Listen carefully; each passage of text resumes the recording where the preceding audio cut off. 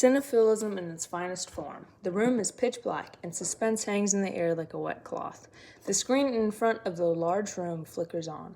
Surprise grips the audience. They hold their breath to see what comes next, only to glimpse the beginning scene of an everyday movie playing with no real significance, that they could have watched at home for free with a bag of inexpensive popcorn.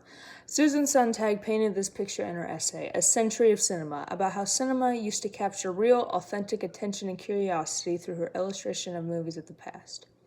Now people in the present world do not understand true cinephilism, the adoration for films, because everything today is just a remake of movies made at the birth of cinema. Sontag shows her audience that cinema is reaching its death, even as movies are still being produced because the originality and excitement is gone. Sontag enters the conversation of the lack of gratification from new cinema with, cinema's 100 years appear to have the shape of a life cycle, an inevitable birth, the steady accumulation of glories, and the onset in the last decade of ignominious, irreversible decline. Movies continue to be a huge part of life. Billboards, theaters, general conversations, and TV screens are filled with them. However, their content is copied and pasted from movies in the past, when people really used to be engaged in and excited about a new film. Now the proposition of watching a movie is mundane, a part of everyday life, since all people have to do is turn on the TV and find one. This action strips away most of those feelings of immersiveness, which begin to erode on each person's cinephilia. The prerequisite of being kidnapped was to be overwhelmed by the physical presence of the image, and the conditions of going to the movies secured that experience.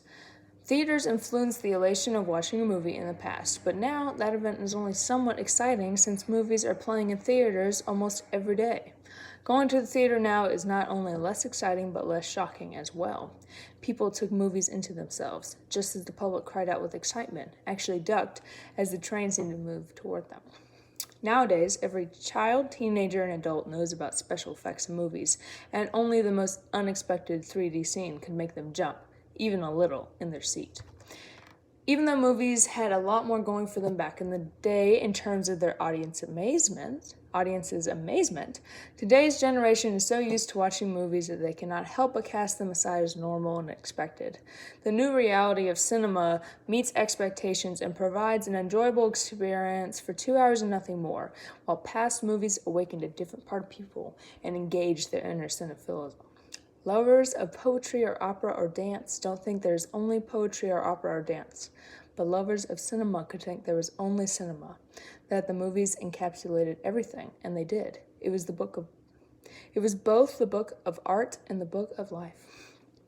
Having one thing that people enjoy fulfilling all their wants is almost impossible to think about.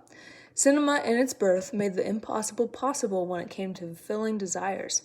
Anything anyone could want was right there on the big screen. It was a feeling others today cannot understand that was so real in the past it overtook people. Sontag's contribution opens the eyes of the people who read her work. The sheer ubiquity of moving images has steadily undermined the standards people once had both for cinema as art at its most serious and for cinema as popular entertainment. Her writing declares that cinema is not given the proper credit it deserves.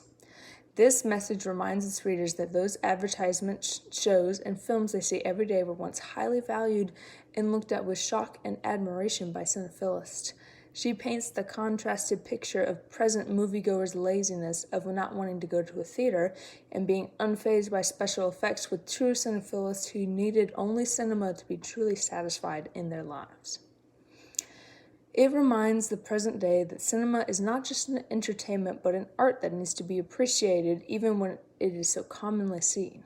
As individuals read A Century of Cinema, their mindsets on cinema will change to see that it is a dying art, even though many movies are being made. It is important to understand Sontag's message because people can influence the film industry to be where it once was at the birth of cinema.